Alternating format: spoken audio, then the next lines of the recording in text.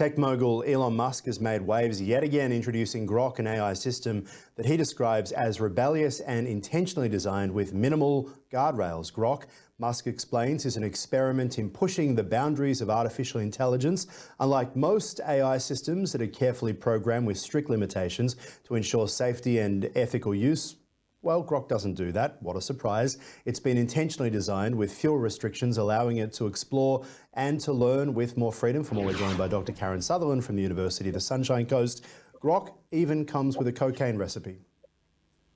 Oh no. But this comes from the guy who only, I think last year was talking about that we should be very worried about AI. And then he comes out with this.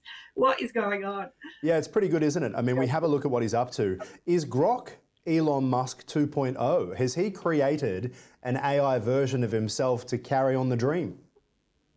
Maybe it's who he would like to be. I don't know. Because it says that Grok is apparently like witty and sarcastic and just can actually be very quick-witted and have quips and things in its responses. So maybe, have you ever been in a conversation where afterwards you thought, I wish I said that? Maybe that's what he's building. My job, unfortunately, Karen, is to spend as much time in my life looking at those moments where I wish I should have said something and to try to be able to do it at the time. That is, of course, the gig, right? But Grok, how does it differ from traditional AI systems when it comes to asking it to do something? People are using AI for coding, they're using it to write a book, they're using it to write a resume. What is Grok going to add to the conversation, or is it going to put out a cocaine recipe instead of your resume and you never get the job, or you get the job?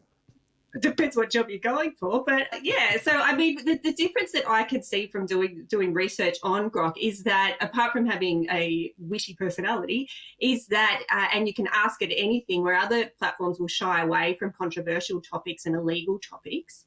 It actually will be using Twitter content in real time. So it will be actually sourcing its information from, X, formerly Twitter, which is different. So, I mean, there are platforms now like Bing who runs on ChatGPT, and you can actually access articles and stuff in real time. But this will be just bringing stuff in from X.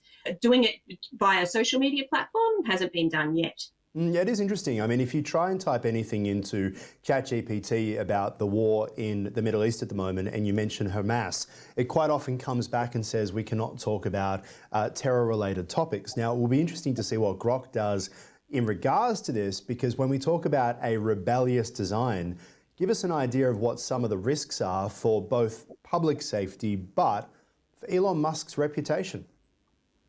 Well, I mean, the spread of misinformation is an ongoing issue. And if there aren't safeguards in place, it will actually, exacerbate that. The other thing is it could be used to actually support illegal activities. So as you were talking about cocaine recipes, it could be there to actually get information and help people to be criminals. So there's that issue as well. And we also don't know about privacy. And Musk hasn't actually come out to say anything or any safeguards or anything in relation to these issues. So who knows what's going to happen. Now, talk to us about the safeguards, if any, are in place to try and mitigate potential risks associated with Grok, because last time you and I spoke, it was about the fact that President Biden, the White House, have put out an executive order trying to put some guardrails on AI as it continues to explode. My point at the time, you'll remember my cynicism saying that someone just won't listen to this and they won't be based in the United States. Elon Musk is based in the United States and he's come up with something that seems to go against the president's wishes. Absolutely. And we all know how well governments, their safeguards and their laws work on tech companies. So, yeah, it's going to be interesting. But in terms of safeguards, they haven't actually said any. Maybe they're still trying to work that out or just see where the line is. But things like, I mean, in relation to the misinformation, the stuff that we always say around sort of fact checking and content moderation and user reporting, but there's nothing been highlighted yet around the things about misinformation or illegal activities that could actually take place. Yeah. All right. We'll leave it there. Dr. Karen Sutherland, appreciate your time. Thank you. Thank you. More Ticker Today right after this. You're watching Ticker. We'll have more in just a few minutes.